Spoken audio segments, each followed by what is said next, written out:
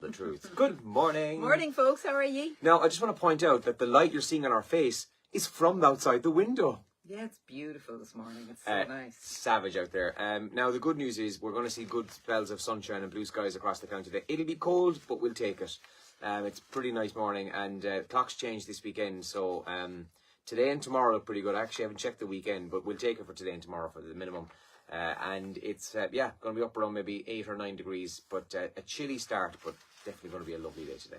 Now, in the papers today, I'm going to actually start with the Irish Examiner sports section today because it is all about the vacant Irish managerial position.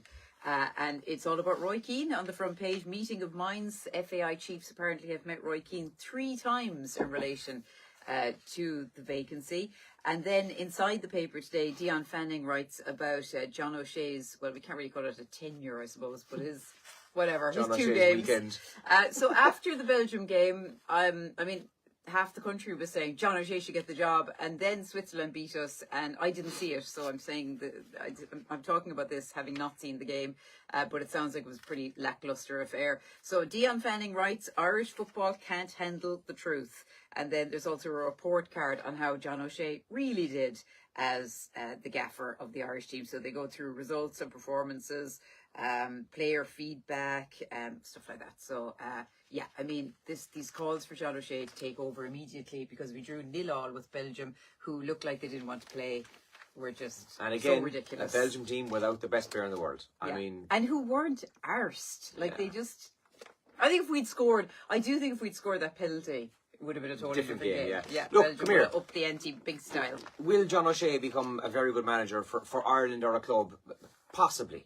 Yeah. But you can't give a guy who has no managerial experience other than being an assistant manager, you can't give somebody the Ireland job. Yeah. They have to prove their worth at a club first. I mean, feel imagine them anyway, do this in you know what I mean? England, like. Imagine Yeah, some it lad wouldn't happen. You're coming dead in for right. one game, like, give him the job. And actually, funnily enough, I was only just listening to a podcast last week, you know, because there was links with, getting off topic now, but there was links between Gareth Southgate and the Man United job after the Euros. Yeah. And they were talking about, well, if that is to happen, and if these are all ifs and buts, who'd replace him? And Lee Carsley wouldn't be in the top 5.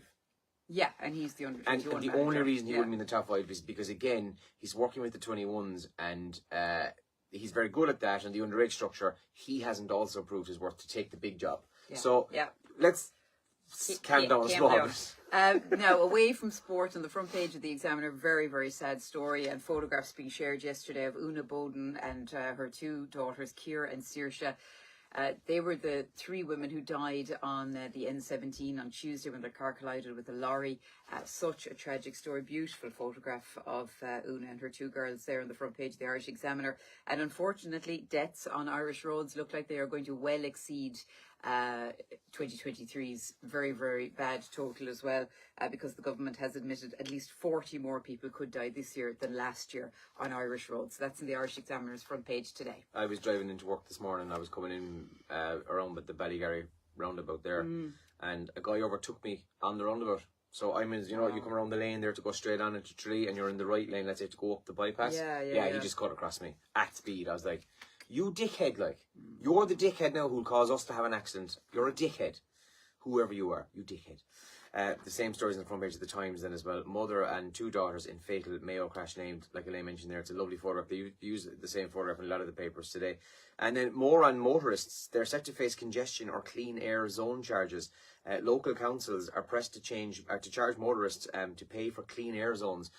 This isn't, I know this sounds like another charge, another tax, and a lot of people will be annoyed by this, but this is kind of a European norm really across many cities. So I'm not saying it's a good thing or a bad thing. I'm just saying that, you know, before people jump to mad conclusions about being charged extras, it is kind of a normal thing elsewhere outside of Ireland, but that's also covered in the Times today.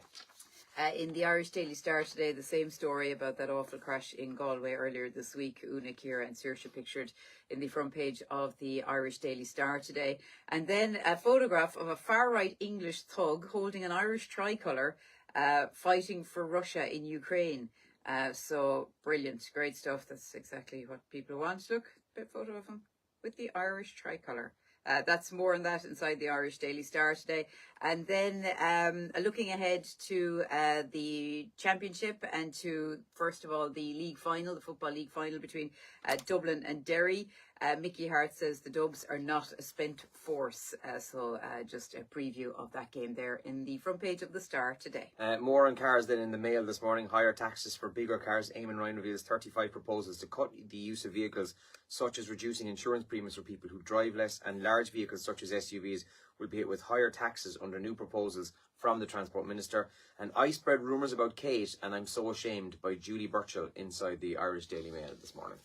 Now, in the trends, what are people chatting about on X this morning? Well, they're talking about Easter, of course, which is this weekend. A lot of people still chatting about the whole Easter egg situation. Gesture eggs, yeah. Gesture eggs. A lot of people as well, like we had a couple of texts in from people the last few days asking for certain eggs. They're like, I really need a whatever egg and I can't find it. That's people talking about that online as well. I noticed that on Instagram yesterday as well, people looking for particular eggs. And then Puff Daddy as well is trending, photos and videos emerging from the searches of his homes in relation to an investigation ongoing there. So people chatting about that on X as well today. Duncan Campbell is I'll just press that button there, sorry.